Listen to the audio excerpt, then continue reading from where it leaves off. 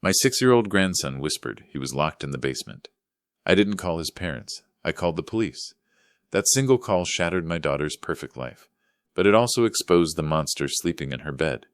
If you're listening to this, subscribe and let me know where you're watching from. It helps more than you know. My name is John. I'm 65. I've spent my life building things, houses mostly. I understand foundations. I know how to spot structural weakness, how rot spreads when you ignore it, how a hairline crack left unchecked can eventually bring the whole thing down.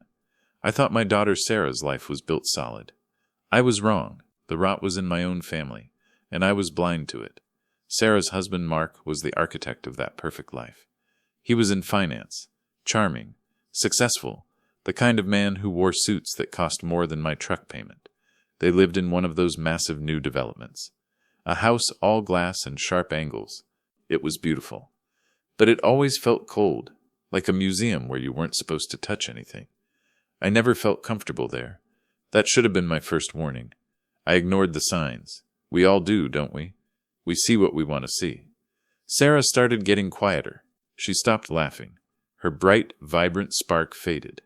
She always seemed tired, jumpy. She'd flinch if I moved too fast. When I asked, she'd blame it on motherhood, or Mark's stress at work. "He's just under a lot of pressure, Dad," she'd say, stirring her coffee, avoiding my eyes. She developed a habit of tugging at her sleeves. Always tugging, always hiding. I didn't want to pry. I respected her marriage. That was my biggest mistake. That's the thing about silence. Sometimes it's peaceful, sometimes it's hiding something dark. And the silence in that house was suffocating. My grandson Leo is 6. He's the light of my life. He has Sarah's eyes and a curiosity that never stopped. He's the kid who asks why the sky is blue, why dogs bark, why Grandpa's knees crack when he stands up. But lately, Leo had been quiet too. He stopped asking a million questions. He started looking over his shoulder, especially when Mark walked into the room. A 6-year-old shouldn't have shadows in his eyes. I told myself it was just a phase. Kids go through phases. I told myself they were fine. I believed the lies because the truth was too terrifying to face. I wanted the perfect family picture to be real, until that Tuesday afternoon, the day the foundation cracked wide open. It was October. The sky outside my workshop was gray and heavy. The air smelled like rain. I was organizing my tools. Wrenches in one drawer, screwdrivers in another, everything in its place. It usually calmed my mind. Not that day. My phone rang. I saw it was Sarah's number. I wiped the grease off my hands and picked it up, expecting her to cancel our weekly dinner. Again. "Hey, honey," I said. Silence. Just a faint, muffled sound, like breathing. Shallow, fast breathing. "Sarah, are you there?" I asked, stepping out of the workshop. The air outside felt suddenly cold. Then I heard it. A whisper, small, trembling, and terrified. "Grandpa?" It was Leo. My blood ran cold. An icy dread spread through my chest. Leo never called me from Sarah's phone. Never. "Leo? Buddy, what's wrong? Where's Mommy?" I tried to keep my voice calm, steady, but my heart started hammering against my ribs. A drumbeat of panic. "I'm in the dark," he whispered. His voice hitched. He was trying not to cry. "It's cold, Grandpa. I want out." "What dark? Where are you, Leo?" My mind was racing. "A closet? A bathroom?" "The basement," he whimpered. "The door is stuck. I'm scared." The basement in their house isn't a playroom. It's not finished. Concrete floors. Exposed pipes. Spider webs. Nobody ever goes down there. It was a cold, damp hole. "How did you get down there, buddy? Did you wander in by mistake?" I asked, praying it was an accident. A choked sob escaped his throat. "No. Then how, Leo? Tell me." "Daddy put me here," he cried. The words were sharp, ugly. He was mad. He was yelling at Mommy. He locked the door. Mark. The name hit me like a physical blow. Charming, successful Mark. The man who always had a smile ready. The mask slipped, and the monster underneath was revealed. "He locked you in?" I repeated. The words felt heavy and wrong. This wasn't discipline. This was cruelty. "I saw the secret box," Leo whispered, his voice dropping even lower. "He said I have to stay here until I forget." Until he forgets. What did he see? "Leo, listen to me. I'm coming to get you." "Stay on the phone." The line went dead. I stared at the phone in my hand. The silence in my workshop was deafening. My grandson, locked in a dark basement, because he saw something he shouldn't have. This was the breaking point. Panic doesn't always make you scream. Sometimes it makes you very, very cold. My hands were shaking, but my mind was clear. Crystal clear. I didn't call Sarah. I didn't call Mark. I dialed 911. The drive to their house usually takes 20 minutes. I made it in 10. I ignored speed limits. I ignored stop signs. All I could see was Leo's face. All I could hear was his terrified whisper.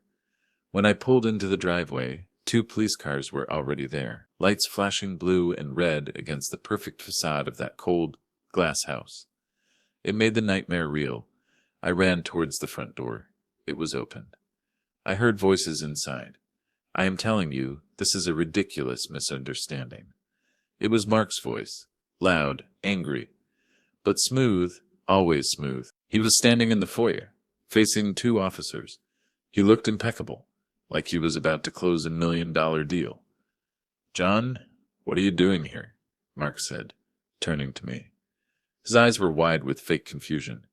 He adjusted his cuffs, a nervous tic I'd noticed before. He always did it when he was lying. "Leo called me," I said, my voice shaking with rage. I clenched my fists. I wanted to tear that perfect smile off his face. He said, "You locked him in the basement." Mark laughed. A harsh, unbelievable sound. Locked him? We were playing hide and seek. The door must have stuck. It's an old house. It wasn't an old house. It was built 5 years ago. "Where is Sarah?" I demanded. "She's upstairs. She has a headache," Mark said dismissively. "This whole thing is blown out of proportion." One of the officers, a woman with a calm voice and tired eyes, looked at me. Her name tag read Miller. Detective Miller. She saw through Mark's act. "Sir, where is the basement access?" she asked me. I pointed towards the kitchen. "Through there." We got to the basement door. It was a heavy wooden door. Miller tried the handle. It was locked, not stuck. Locked. "Leo," Detective Miller called out, knocking sharply. "Are you down there? It's the police. You're safe." A faint sound came from the other side. Sobbing. Quiet, terrified sobbing. My heart broke into a million pieces. Detective Miller didn't hesitate. "Sir, I need you to step back," she said to Mark. "I demand you stop this." Mark hissed. "That's an expensive door." Miller ignored him. She stepped back and kicked the door, hard. The wood around the lock splintered. She kicked it again. The door flew open. The stairs led down into darkness. A musty, damp smell drifted up. Detective Miller pulled out her flashlight and headed down. I was right behind her. The beam of the flashlight cut through the darkness. "Leo?" I called out. "Grandpa?" A small voice whispered from the darkness. We found him huddled in the far corner, behind an old wardrobe. He was curled up in a ball, his face streaked with tears. He looked so small. "Leo, it's Grandpa," I said, rushing over. I pulled him into my arms. He was shaking violently. He buried his face in my shoulder and held on so tight it hurt. "I want to go home, Grandpa," he whispered. "You're safe now, buddy. I got you."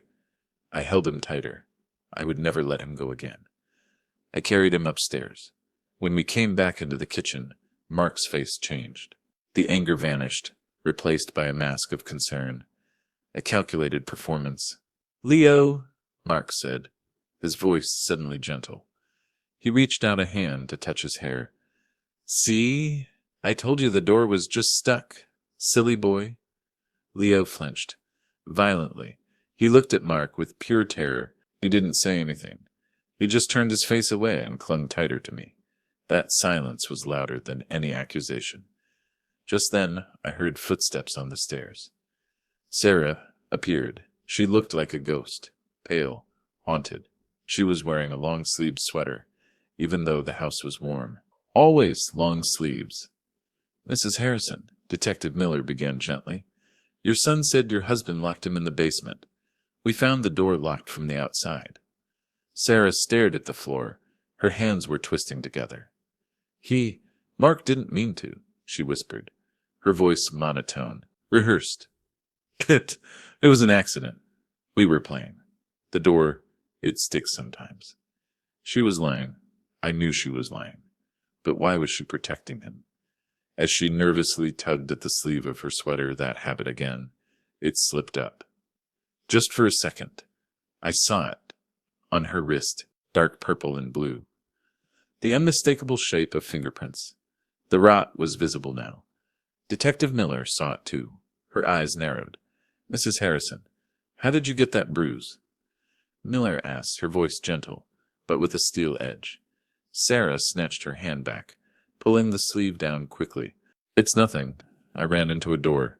The oldest excuse in the book. The perfect image of my daughter's life shattered. And what was underneath was ugly. The police eventually left. They couldn't arrest Mark, not when Sarah was backing up his story. They said they would file a report. They said Child Protective Services, CPS, would follow up. Detective Miller gave me her card before she left. She pulled me aside. "Mr. Harrison," she said quietly, "your daughter is scared. I've seen this 1,000 times. It's a pattern of abuse. If she decides she wants to talk, really talk, have her call me, day or night." I nodded, putting the card in my pocket. It felt heavy, like a weapon. When the door closed behind the officers, the silence in the house was suffocating. Mark turned to me. The mask was gone. His face was twisted with rage. "You brought the police into my house?" he hissed. "You humiliated me? How dare you?" He didn't care about Leo's terror. He only cared about his image. "I'm taking Sarah and Leo home with me," I said. I wasn't asking. Mark's expression darkened. He stepped closer to me. "No, you're not. They are my family. My property. You need to leave. Now." I looked at Sarah. She looked so broken. "Sarah, go pack a bag. You're coming with me." Sarah didn't move. She just stared at me, her eyes wide with fear. Fear of him. The fear paralyzed her. He had broken her spirit. I had a choice. I could physically fight him right there, but that would only escalate the violence. CPS was involved now. If I fought him, I might lose access to them completely. I had to be smart, even though it felt like a failure. I was choosing a long-term strategy over immediate gratification. It meant leaving my daughter in danger, and it was killing me. "Fine," I said, backing down. The word tasted like ash in my mouth. I put Leo down. He immediately ran to Sarah. "I'll be back tomorrow," I said, looking at Sarah, trying to tell her with my eyes that I wasn't abandoning her. I walked out of the house. I failed. I left them there, with the monster. As I drove away, I made a promise. I was going to bring my daughter and grandson home, and I was going to tear Mark's world apart, brick by perfect brick. The next morning, the rage I felt was a cold, focused thing. I knew what I had to do. I went back to the house. Mark's car was gone. He was at work, maintaining the facade. Sarah met me at the door. She looked like she hadn't slept. "He's angry, Dad," she whispered, pulling me inside quickly. "He says CPS is coming today. He told me what to say. He told me to say it was a misunderstanding." "I know," I said, pulling her into a hug. "I saw the bruise, Sarah. I know he hurt you." She started to deny it. "Habit. Instinct." "Stop," I said, louder than I intended. She flinched. I softened my voice.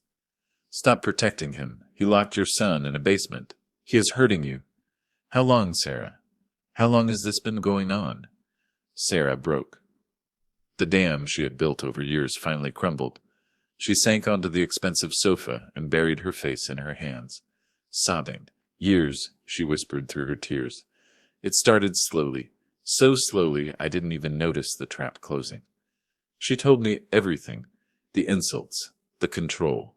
He took over the finances," she said. "I don't have a credit card in my name.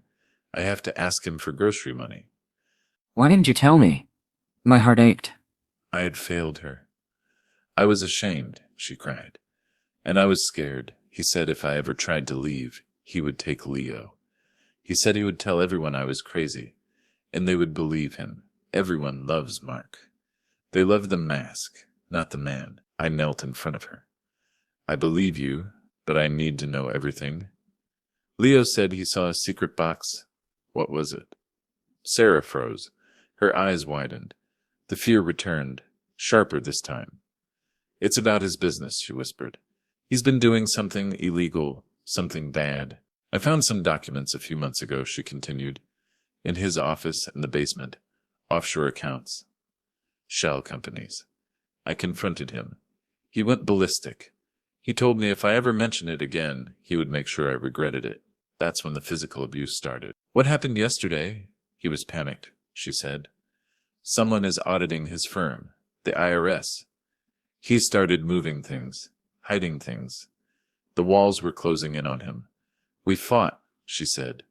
He said if he went down, he was taking me with him. He said I signed the documents too. My blood ran cold. Did you? I don't know, she cried. He always made me sign things without reading them. Tax returns, loan applications. I trusted him, Dad. He was setting her up to take the fall. He was building a safety net made of my daughter's life. The lockbox, I said. Leo saw the lockbox. He must have left it open, she said. When Mark saw him with the box, he lost it. I needed to find out what was in that box. It was the key. I couldn't do it alone. I needed help. I called my old friend, Robert. Robert was a retired forensic accountant. The sharpest guy I knew. Robert, I need your help, I said after telling him everything. The abuse, the bruises, the suspected fraud. Robert was hesitant. John, this sounds messy. If Mark is as powerful as you say, digging around could be dangerous. He could ruin you, and it could destroy Sarah's life financially, Robert continued. Even if he is guilty, everything is tied together. If he goes down, she goes down with him. Are you sure you want to pull this thread? The warning hung in the air. Was I willing to burn everything down to find the truth? I thought about Leo, terrified in the dark. I thought about the bruises on Sarah's wrist. He locked my grandson in a basement. Robert, I said, my voice hard, pull the thread. Pull it until his whole world unravels. Robert nodded slowly. Okay, John, A few days later, Robert called me back. His voice was grave. Urgent. John, you need to sit down, he said. I sat down in my workshop. The dread pooled in my stomach. It's worse than you thought, Robert said. Mark is running a massive Ponzi scheme. He's stolen millions from his clients, but they live like kings, I said, confused. It's a house of cards, Robert explained, and it's all about to collapse. The audit is just the tip of the iceberg. He mentioned one investor in particular, Mr. Henderson, a ruthless businessman known for his shady connections. Henderson is demanding his money back, Robert said. He's making threats. That's why Mark is panicked. He's afraid of Henderson. But that wasn't the worst part. He's been using Sarah's inheritance to cover his losses, Robert said. He drained her accounts. It's all gone, John. I felt sick. He had stolen her safety net, and he's forged her signature on everything, Robert continued. He's made her liable. She could go to prison with him. There's something else, John, Robert said. His voice dropped. Mark started the company with a partner, David White. Do you remember him? Vaguely, I said. He died years ago, right? A boating accident at the lake house? That's the official story, Robert said. David drowned during a storm. Mark was the only witness. I didn't like where this was going, but here's the thing, Robert said. David was about to dissolve the partnership. He suspected Mark was embezzling funds. He confronted him. Robert paused. David told his lawyer, James Chen, he was scared of Mark. The timing of the accident is too convenient, John. My blood ran cold. This wasn't just about greed. This was about murder. I still needed the proof, the physical evidence, the lockbox. I needed the smoking gun. If this story is keeping you hooked, drop a like. It means a lot. I waited until Mark was out of town. He was on a business trip. Desperate men make mistakes. Sarah and Leo were staying with me. CPS allowed the temporary move. Sarah was a nervous wreck. He'll know if you go there, Dad, she whispered. He checks everything. The security cameras. I'll disable the cameras, I said. I was a builder. I knew how to handle electrical systems. I went to the glass house late at night. I disabled the security system. I went down into the basement. It felt like a tomb. I went straight to the small office Mark had built in the corner. It was locked. I used a crowbar. I didn't care about the damage now. I pried the door open. The office was small, sterile. I searched everywhere. The filing cabinet was locked. I smashed the lock. Inside were files. But not the real ones. These were the cooked books. I checked the desk drawers. Nothing. Where was the lockbox? Then I noticed something. The floorboard beneath the desk. It was slightly raised, barely perceptible. I knelt down and pried it up with a crowbar. Underneath, hidden in the crawlspace, I found it. A metal lockbox. The secret box. I took it back to my workshop. I smashed the lock open. Inside were the bad papers. The truth, forged deeds, offshore bank statements, wire transfers, documents with Sarah's signature. Forged. It was everything Robert had told me. The proof of the Ponzi scheme. The proof that Mark had framed Sarah. But there was something else. Something that made my blood run cold. A life insurance policy. For David White. Worth $5 million. The beneficiary? Mark Harrison. The policy was taken out just weeks before David's death. And there was a handwritten letter from David to his lawyer, James Chen. Dated the day before the accident. I read the letter. My voice trembled with rage. James, Mark is dangerous. I'm confronting him at the lake house tomorrow. If anything happens to me, it wasn't an accident. He knew Mark was going to kill him. But the last line was the key. I have proof hidden in the boat. Proof hidden in the boat. The boat Mark still owned, docked at the marina near the lake house. I finally had the leverage I needed. But the crucial evidence was still hidden. I could take what I had to the police. But Mark was slippery. He would deny everything. He would say I planted it. Getting a warrant for the boat would take time. Time we didn't have. Mark was coming back tomorrow. He was growing increasingly desperate. I had to decide whether to break the law again, risking everything. I couldn't wait. I had to go now. I called James Chen, David White's lawyer. Mr. Chen? I found the letter from David White, I said. Chen sighed. I told the police about it after David's death, but they dismissed it. Mark was very convincing. David said he hid proof in the boat. I said, I need to find it. Chen warned me, Mark is a dangerous man. He won't hesitate. Dangerous man. He won't hesitate to kill again. I drove to the lake house, 3 hours away. I arrived late at night. I found the marina. Mark's boat, the investor, was docked at the end of the pier. It was locked. I used the crowbar again. I broke the cabin door. Inside, the cabin was dark. I searched everywhere. Nothing. Then I saw it. The navigation system. It was old. Outdated. I turned it on. It hummed to life. I started searching through the files. Then I found it. A hidden file. Password protected. I tried the obvious passwords. Nothing. I thought about David. What would he use? I looked at the life insurance policy again. The policy number was a long shot. I entered the number. The file opened. It wasn't documents. It was a video. I played it. It was dark, grainy. It showed the deck of the boat. It was storming. I could hear shouting. Then I saw them, David and Mark. They were arguing. It's over, Mark, David shouted over the wind. I know everything. The Ponzi scheme. I'm going to the police? You're not going anywhere, Mark snarled. His voice was cold, deadly. He shoved David hard. David stumbled back, hitting the railing. But Mark didn't help him. He stepped forward and pushed him again, harder, deliberately. David fell overboard, disappearing into the churning water. Mark stood there, watching him drown. He just waited until the silence returned. Then he turned and looked directly at the camera. He smiled, a cold, cruel smile. The smile of a murderer. I felt sick. The cold brutality of it was staggering. I ejected the memory card and put it in my pocket. I finally had the proof. Undeniable proof. I had the evidence that could put Mark away forever. But I was hours away from home. Mark was due back tomorrow. I had to get the evidence to the authorities before he realized it was missing. But I also had to protect Sarah and Leo. I drove back. the adrenaline fading, replaced by a cold dread. I knew this was far from over. I called Robert. I got it. A video. He murdered him, Robert. John, you need to take that directly to the police. Now, Robert said. I went straight to Detective Miller's precinct. I showed her the video.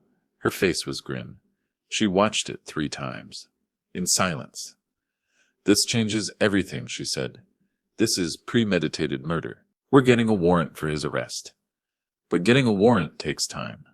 While I was at the precinct, my phone rang. It was Sarah. Dad?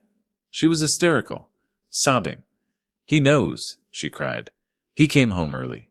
He checked the basement office. The lockbox is gone. He knows you took it. My blood ran cold.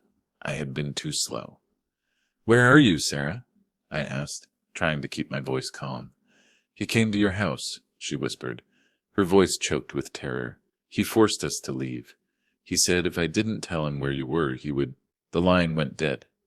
I looked at Miller. He has them. He has Sarah and Leo. We didn't wait for the warrant. We drove to my house.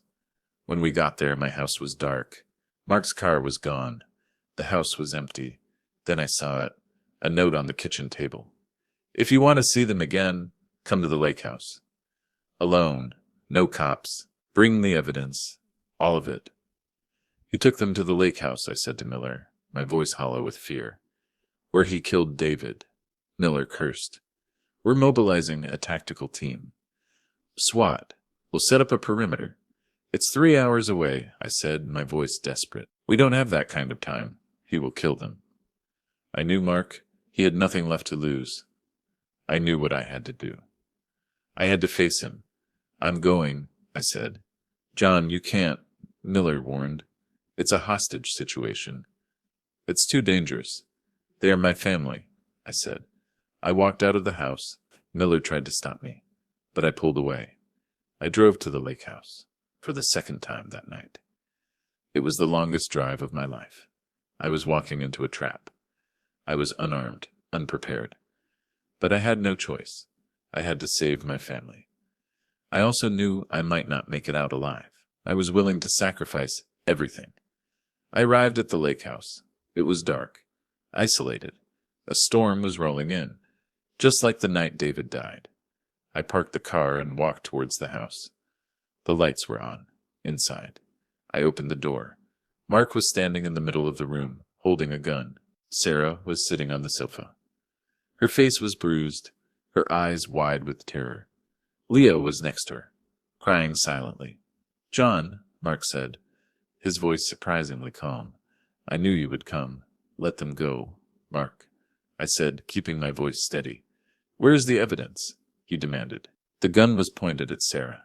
I gave it to the police. I lied. It's over. They know everything. They are on their way. I hoped Miller had followed me. Mark laughed. You're a terrible liar, John. He pointed the gun at Leo. Give it to me. Now, or he dies. My heart stopped. I hesitated. I had a memory card in my pocket. I hadn't given it to Miller yet. I wanted to keep it as leverage. Fine, I said, my voice trembling. I have it here. I reached into my pocket slowly and pulled out the memory card. Put it on the table, Mark ordered. I placed the memory card on the coffee table. Mark grabbed it. A triumphant smile spread across his face. The same smile from the video. You fool, he sneered. You think this changes anything? I'll be gone before the police abate. I always win. And you, he said, looking at me. You won't be here to see it. He raised the gun, pointing it at my chest. This was it. The final confrontation. I had to fight. I looked at Sarah. Her eyes met mine. I saw the fear, but I also saw a spark of defiance. She nodded slightly. I lunged at Mark. He fired the gun. Pain exploded in my shoulder, white-hot, searing. I fell to the ground, but I wasn't the only one moving. While Mark was focused on me, Sarah moved. She grabbed a heavy glass vase from the table and swung it at Mark with all her strength. All her weight hit him on the side of the head with a sickening thud. He staggered back, stunned. Blood poured from the wound. He dropped the gun. It clattered to the floor. I scrambled for it. My arm was screaming in pain, but adrenaline pushed me forward. I grabbed the gun and pointed it at him. "Don't move," I gasped, clutching my bleeding shoulder. Mark glared at me, his eyes blazing with hatred. He wasn't done yet. He lunged at me again, trying to take the gun. I didn't hesitate. I fired the gun. The sound was deafening. Mark collapsed to the ground. It's a red stain spreading across his expensive shirt. He didn't move. Sarah screamed. Leo started crying loudly. I stood there paralyzed, the gun still in my hand. Just then I heard the sound of sirens approaching, getting closer. Miller. She must have followed me. The door burst open. Police officers flooded the room, guns drawn. "Drop the weapon," they shouted. I dropped the gun. I raised my hands. It was over. The fallout was immediate and devastating. The news exploded. The perfect family. The hidden life of crime and violence. It was a scandal that rocked the community. The headlines screamed about the Ponzi scheme, the murder of David White. Mark didn't die. He survived the gunshot. But he never saw freedom again. The evidence was overwhelming. The video, the documents, the testimonies of Sarah, Robert, and James Chun. Mark was convicted of murder, fraud, kidnapping, and domestic abuse. He was sentenced to life in prison. Without the possibility of parole, his empire collapsed. Mr. Henderson was arrested too, for his involvement in Mark's illegal activities. Sarah was cleared of any wrongdoing. She was a victim, not an accomplice. Sarah and Leo moved in with me permanently. My house was small, old, but it was filled with warmth and love. It was safe. The healing process was slow. Sarah had years of trauma to unpack.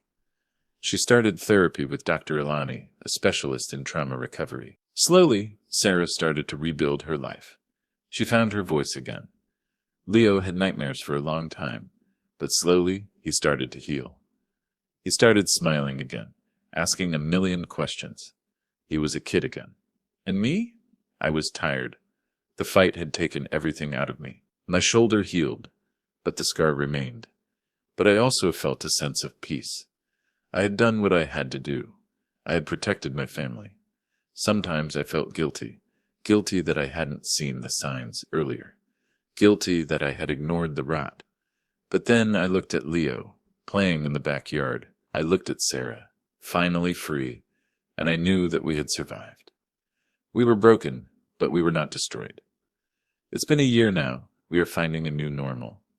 Sometimes I think back to that afternoon, the phone call, the moment I realized that everything was a lie. It was the breaking point, the moment the silence shattered, and in the shattering, we found our freedom. Last night, I was tucking Leo into bed. He looked up at me, his eyes sleepy. "Grandpa?" "Yeah, buddy. Are we safe now?" I looked at him. I thought about the darkness that hides behind perfect smiles, the monsters that live in glass houses. But I also thought about the strength of family, the power of love. I nodded, kissing his forehead. "Yes, Leo, we are safe." As a builder, I knew that sometimes you have to tear everything down to the studs to build something new, something stronger. We were rebuilding, and this time we were building it on the truth. Our foundation was solid. Thanks for listening. Don't forget to subscribe, and feel free to share your story in the comments. Your time matters.